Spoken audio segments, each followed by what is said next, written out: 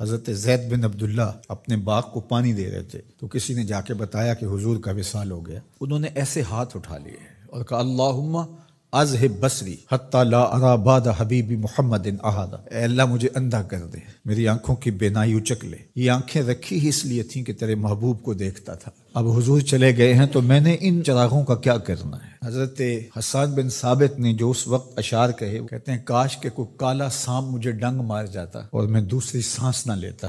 اور حضرت سیدہ فاطمہ کے جو قلب اطہر کی کیفیت تھی، سبت علیہ مصائب لو انہا سبت علی الایام سرنا لیالیا، میرے اوپر جو مصیبتیں ٹوٹ پڑی ہیں وہ اگر دنوں پہ ٹوٹ پڑتی تو وہ کالی راتیں بن جاتی۔ حضرت عمر رضی اللہ تعالی عنہ تلوار نکال کے کھڑے ہو گئے اور کہا کہ جس نے کہا نا حضور کا انتقال ہو گیا میں اس کی گردن اڑا دوں گا۔ تھوڑی دیر بعد حضور پرانی حالت کی طرف پلٹ آئیں گے۔ اب یہ کیفیت کتنی حساس تھی، ادھر منافقین نے چال چلنا شروع کر دی۔ انہوں نے کہا حضور کے دم سے ساری رونقیں تھیں، اب وہ چلے گئے تو اب کس نے نمازیں پڑھنی ہیں، اب کس نے روزے رکھنے ہیں، اب کون جہاد پہ جائے گا؟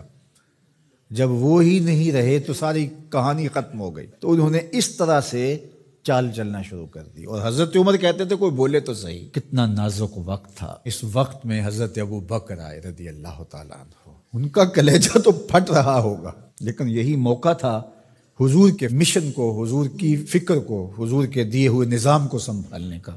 اور اپنے جذبات کو کس طرح کنٹرول کیا ہوگا، اپنے آپ کو پوری طرح سنبھال کر کے لوگوں میں آئے اور دیکھا کہ لوگ جمع ہیں اور حضرت عمر رضی اللہ تعالیٰ عنہ غصے میں تلوار لہرا رہے ہیں۔ خبردار اگر کسی نے کہا کہ حضور کا انتقال ہو گیا تو آپ ایک اونچی جگہ پہ کھڑے ہوئے، لوگوں کو متوجہ کیا۔ حضرت صدیق اکبر رضی اللہ تعالیٰ عنہ کا اس وقت کا جو خطبہ ہے، اس نے اس وقت اسلام کو سنبھالا جب منافق بڑی باریک چال چل رہے تھے۔ اب حضرت ابو بکر آئے اور کھڑے ہوئے، کہا لوگوں مجھے بتاؤ تم اللہ کی عبادت کرتے تھے یا رسول اللہ کی عبادت کرتے تھے؟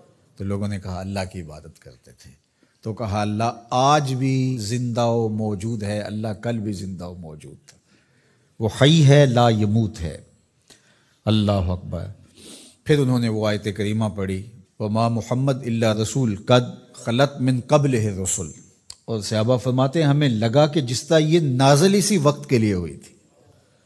اور پھر لوگ سنبھلے اور پھر حضرت سیدنا صدیق اکبر رضی اللہ تعالی عنہ نے اس مشکل وقت دین کو سنبھالا اور پھر حضور علیہ الصلوۃ والسلام کے مشن کے لیے کھڑے ہوئے۔ لشکر اسامہ بن زید بن حارثہ رضی اللہ تعالیٰ عنہ کو روانہ کیا جا چکا تھا، حضور نے خود روانہ کیا تھا۔ ابھی جرف کے مقام پر ہی یہ لشکر پہنچا تھا، مدینہ المنورہ سے تھوڑا باہر نکلا تھا کہ حضور کے وصال کی خبر آئی تو یہ واپس آ گئے۔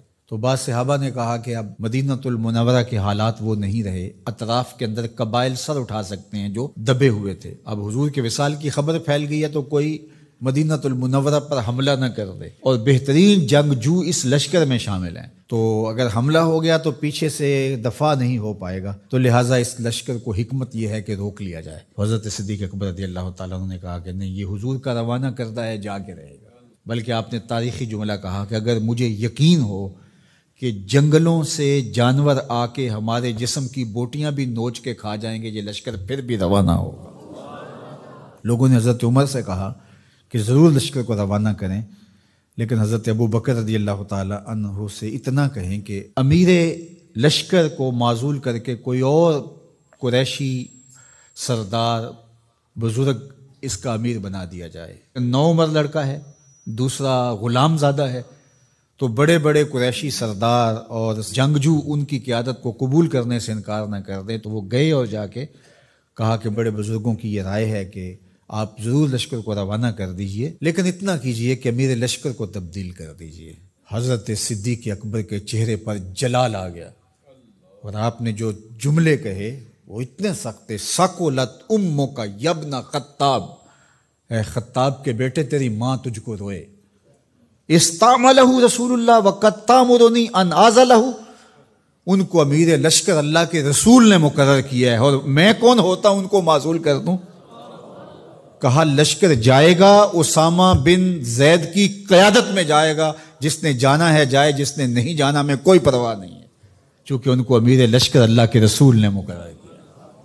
اللہ اکبر۔ پھر جب لشکر اسامہ کو روانہ کیا حضرت صدیق اکبر نے تو حضرت اسامہ کے گھوڑے کی باک اپنے ہاتھوں سے پکڑی اور اسامہ کو اوپر سوار کیا رضی اللہ تعالیٰ عنہ کو، اور نیچے ساتھ پیدل چلے، اللہ اکبر، اور ساتھ یہ کہتے جاتے تھے اسامہ تو وہ ہے جس کو میرے رسول نے مقرر کیا ہے۔